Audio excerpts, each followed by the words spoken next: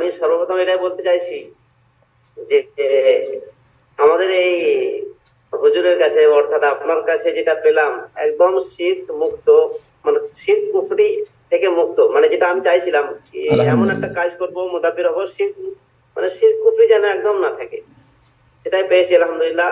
এবং এতে যেটা পেয়েছি এটা আমার পড়ার জামানা থেকে আশা ছিল কি আমি একজন এমনি আমার আকাঙ্ক্ষিত মুদাব্বির পেলে পরে বা আমার হুজুর কাউকে পেলে পরে আমি খুবই উপকৃত হব। ওই খুঁজতে খুঁজতে আজ অনেক সময় নষ্ট ব্যতিবাহ হয়ে গেল। ইউটিউব খুঁজতে ফেসবুক খুঁজতে খুঁজতে আপনাকে পেয়েছিলাম আলহামদুলিল্লাহ। এই 1 মাস ক্লাস করে মনে হয়েছে আমি আজ প্রায় 30-35 বছর বয়স প্লাস হয়ে গেল। এই জীবনে পাওয়াটা আজকে 1 মাসের মধ্যে পেয়ে গেছি। আচ্ছা আমি খুব আচ্ছা। খুশি আলহামদুলিল্লাহ।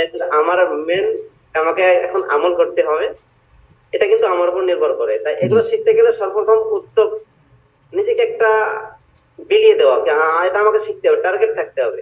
তো আলহামদুলিল্লাহ আমার টার্গেট শিখলো, পেয়েছি। এবারে এরপরতে আমরা আমল করব। আল্লাহ কবুল করুন। আর আপনাদের কাছে দোয়া চাই, আপনারাও সহযোগিতা করবেন, দোয়া করবেন, বাস। জি জি, যাক যাক আলহামদুলিল্লাহ। আপনি হয়তো মসজিদের ইমামতি করেন নাকি হজরত, মসজিদের খতিব? মুসলিম ইমামতি করি একটা, এ, আমারই মক্তব আছে, এটা পার্সোনাল মক্তব পড়াই, আচ্ছা আচ্ছা, ব্যক্তিগত, মসজিদের নয়, এটা আমারই। আচ্ছা মাশাআল্লাহ, আলহামদুলিল্লাহ। যাক হজরত, দিনের রাস্তায় আছেন, তার সাথে আল্লাহ মুদাব্বির জগতে আমাদের কবুল করে নিক, আমিন।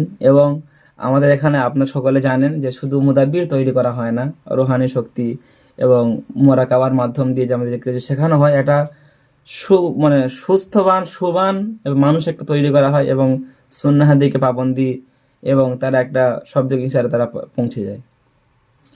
আলহামদুলিল্লাহ হজরত। আর একটা বলার ছিল, এমন বলেন এমন হজরত। মানে জিনিস জানলাম যেগুলো শুনিও নি, বা এই বিষয়ে জানা মানে জানতামও না, আচ্ছা আচ্ছা, মাশাআল্লাহ কখনো মাশাআল্লাহ। শুনিও নি কানে। আচ্ছা খুব ভালো লাগবে এই কারণে। আচ্ছা আচ্ছা, আলহামদুলিল্লাহ। আল্লাহ কবুল করুক আপনাদের। আচ্ছা আচ্ছা, এখন আমরা যাব